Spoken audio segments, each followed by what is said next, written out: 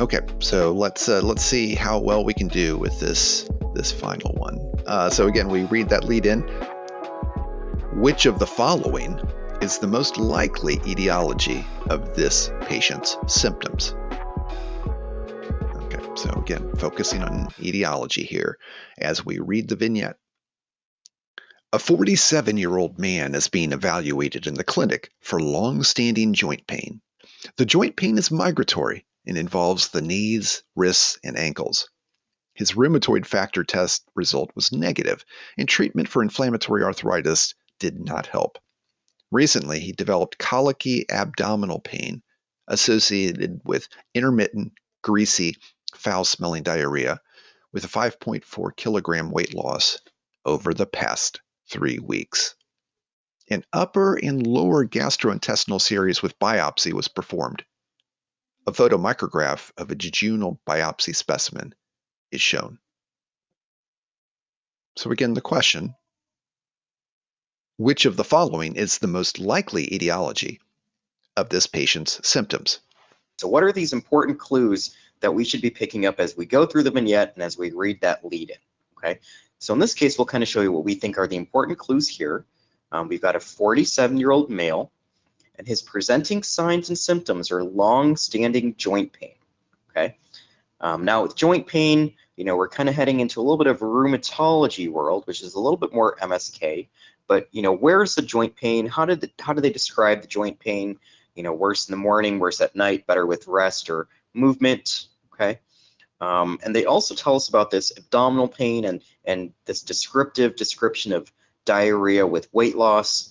And they show us a little bit of this photomicrograph here as well. So that's really nice. They're giving us some really nice clues here. Okay, so if we take a look at that, they're asking us about the most likely etiology here. So I think we've got a couple steps here. I think one, we've got to figure out what is the condition or diagnosis here, and then two, what is the most likely etiology of that? So this could be a one-step question where they're giving us the diagnosis as the answer choices, or this could be a two-step question where maybe they're getting at something causing it or the pathophysiology. So a 1 to 2 step question depends a little bit on the answer choices. So let's go ahead and let's take a look at those answer choices. Once again, we will start at the bottom and work our way up to the top. Answer choice E, inflammatory response to dietary antigens. D, infection. C, chronic pancreatitis. B, brush border enzyme deficiency. And A, abuse of over-the-counter medications. Go ahead and select what you think is the best answer here, and we'll talk about it in just a few seconds.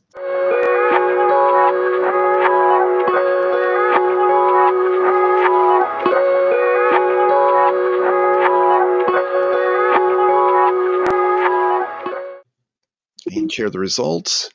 And yeah, as noted, you guys were pretty much split between D and E, with inflammatory response to dietary antigens just barely edging out infection as the top answer from the crowd. So let's hide the results and reveal the answer. And the answer is answer choice D. So infection is right. Another second place winner here tonight, although again it was neck and neck there. So good job on that one. Let's go ahead and walk through it with Paris to find out what you guys need to know in order to get this one right next time. Paris.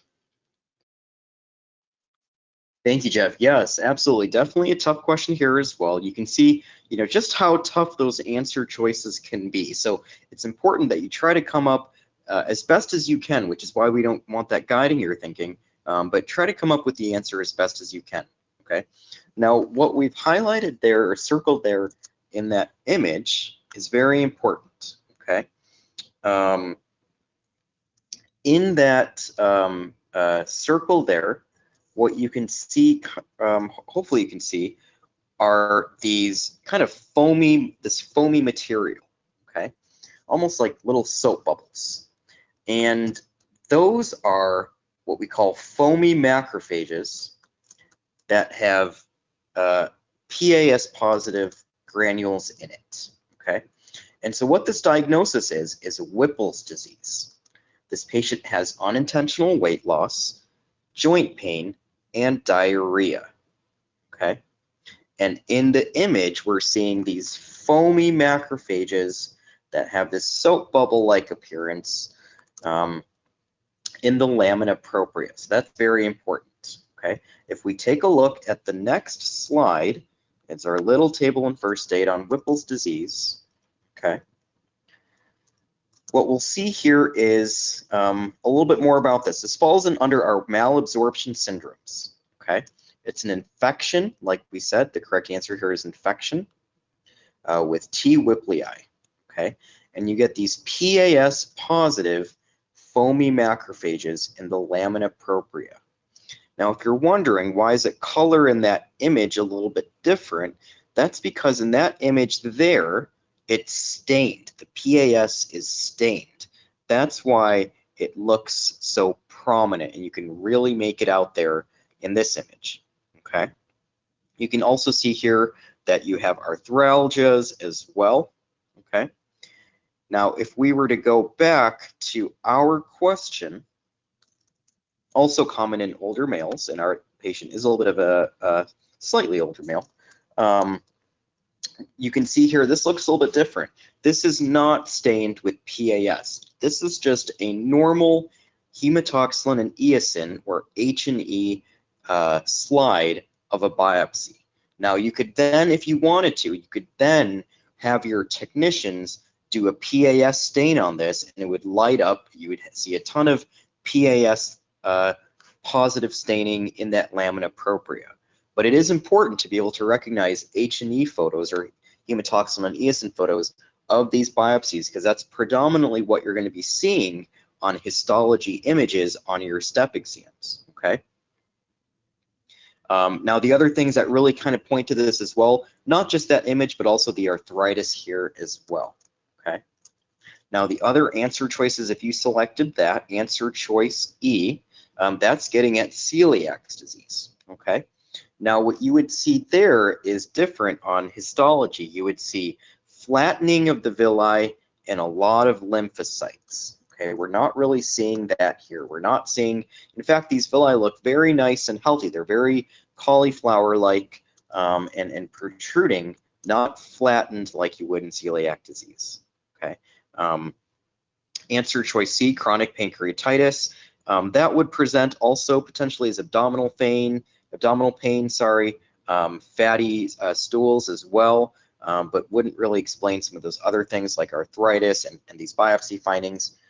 Brush border enzyme deficiency, that's such as lactase deficiency or dairy intolerance. Again, we wouldn't see a lot of these other signs and symptoms and the biopsy findings.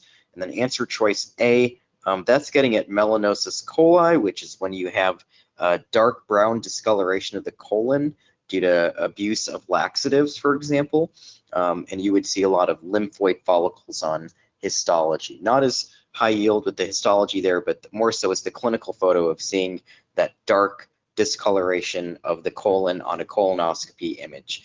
So the best answer choice here is D.